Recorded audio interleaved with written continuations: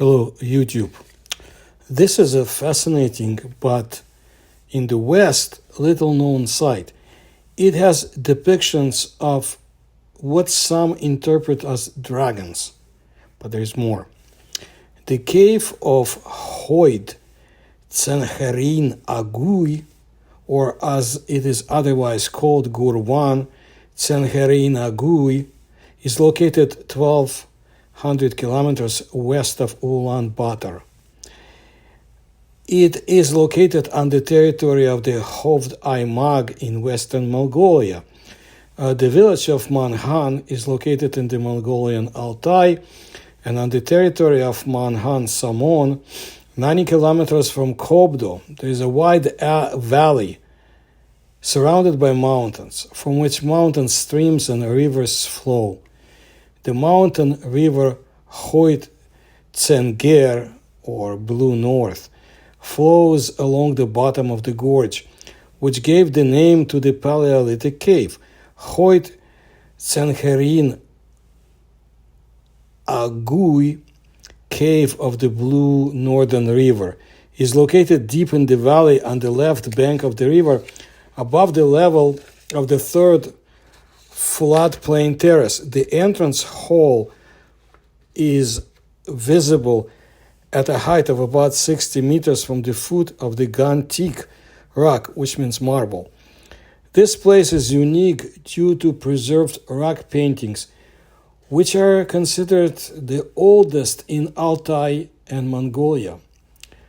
Gurwan Tsenherin is located at the altitude of 2,100 to 2,400 meters above sea level and is formed of white gray limestone marble. For the first time in 1952, when Mongolian archaeologist Namhan Dorsh explored this cave, and a little later in 1966, the Mongolian Soviet expedition of Alexei Kladnikov, they made a detailed description. The height of the walls reached 20 meters. The shape of the vault has a domed top, and on the walls you can see images of camels, mammoths, buffaloes, snakes, cranes, deer, and trees, and more. The drawings are embossed with silicon cutters and then covered with red paint. Moreover, usually no one is allowed to visit such ancient petroglyphs, but in Mongolia, the entrance to the cave is free, but the way to it is not close. It's from the Hovd district center, but the road itself is mostly narrow, but excellent.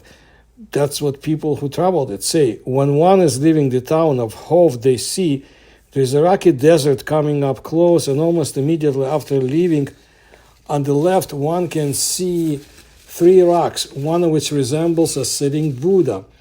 The road to the cave goes upward. At the end of the ascent, there is an obo, altar to the spirits of the past, who are left symbolic gifts for the sake of good luck on the road.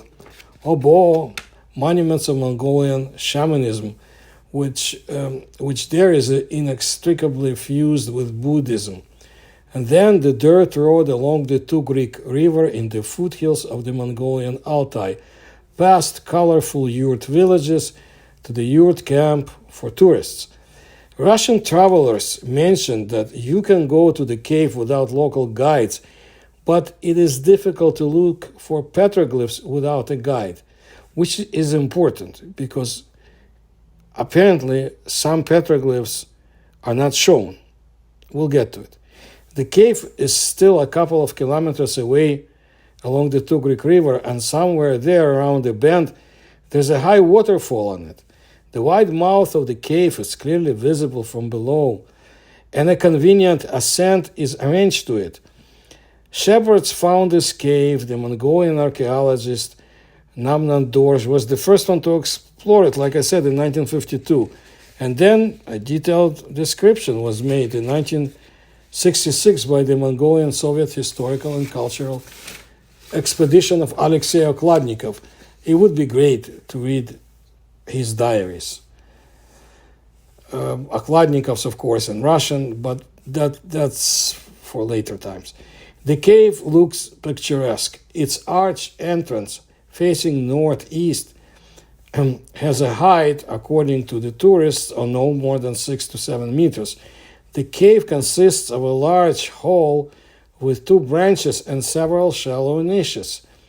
The floor of the great hall, its approximate dimensions are 30 by 50 meters, is covered with a thick layer of pigeon droppings. Large blocks of stone, blurred, collapsed parts of the ceiling block the way.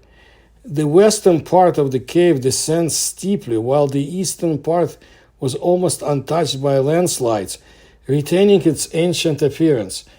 It is in this part of the cave, near the entrance, that all the drawings were found.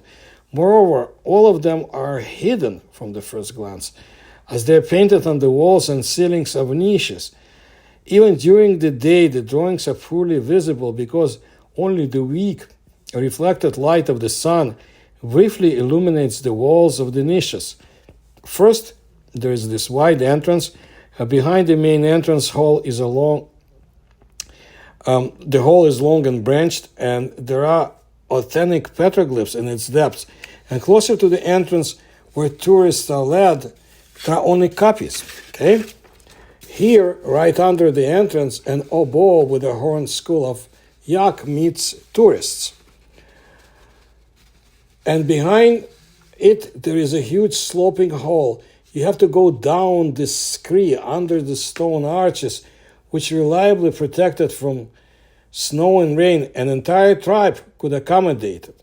And the entrance is exactly the same width, so there was no shortage of fresh air in the cave.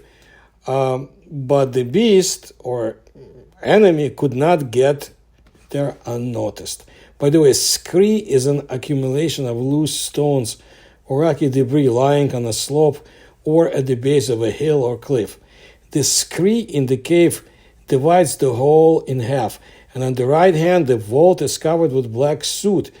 The primitive people lived there and burned a fire, the extinction of which was fraught with the death of the tribe, since they themselves did not yet know how to make fire. The left side of the hole consists entirely of 4 deep, bizarre niches, in the vaults and walls of which there are animal footprints, if that is what they are. There was a temple of primitive people here, where elders and shamans try to communicate with the gods. All images are made with an outline, the thickness of which ranges from 15 to 10 millimeters, in rare cases 13 to 14 millimeters. Smooth curves of the lines are characteristic, well conveying the flexibility and plasticity of the figures. And they painted animals with red ochre, red paint. Bulls, deers, camels are depicted here, but most importantly, an elephant. Well, was it a mammoth or an elephant? Different interpretations. Usually such petroglyphs are dated according to the time of extinctions of the animals depicting on them, most often elephants or mammoths, and the earlier they died out in one place or another, the older these drawings come out. In France and Spain, they are considered 30,000 years old. In that cave in Mongolia, 20,000. And in the Russian Kapova cave, in the Urals, I believe, 14,000. But all these dates do not mean the real age, but only not younger than this period. People settled in that Gurvan Tsanherein cave 40,000 years ago, which means that these drawings are from 200 to 400 centuries old. Those people from the first century had to crawl through a narrow gap into the second one. On the other side, there is a shape, a figure whose essence is hard to interpret. There are quite unusual animals there. For example, ostriches, but everything is drawn very schematically. And the second most mysterious drawing of the cave is a dragon, as if the local people managed to catch dinosaurs, so abundant in Mongolia, millions upon millions years ago. Alas, the dragon was circled with a dark dotted line, so the tourists would not miss it for sure. Well, what kind of beast it really is, even the scientists still have not figured it out. Well, the most mysterious drawing of Kurwan Sakharin is a man, a hominoid. Or rather, a hominid is a full-face silhouette with a disproportionately large head. In the Mongolia Altai, there are still legends about Almas, local relatives of Bigfoot and Yeti, huge hairy people of remote mountain valleys. And I have presented information in my videos, which you can refer to, about the Mongolian and Altai, Yeti, Bigfoot, abominable snowmen, and so forth. It is no secret that tens of thousands of years ago, people of different species lived in Altai.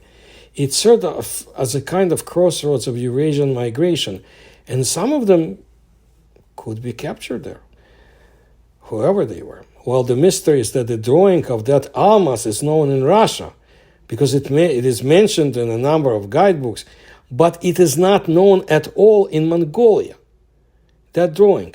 That is, either it is a mistake or the locals have some kind of taboo to show Almas to tourists, and they hide it inside the cave.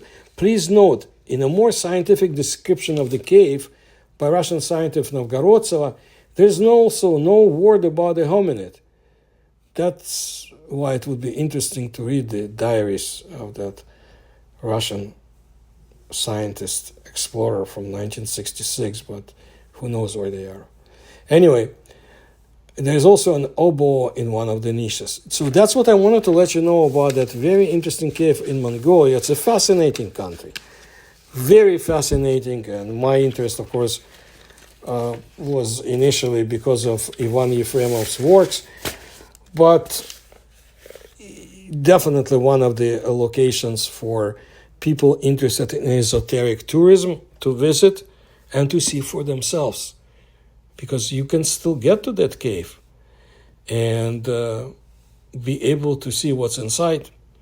So if you like my research, please support me through the links you'll find in description to this video. Please see my other videos about Mongolia. You'll find them in my channel. Just do the search, put in word of Mongolia. And please tell others about my work. Thank you for all your attention to my research.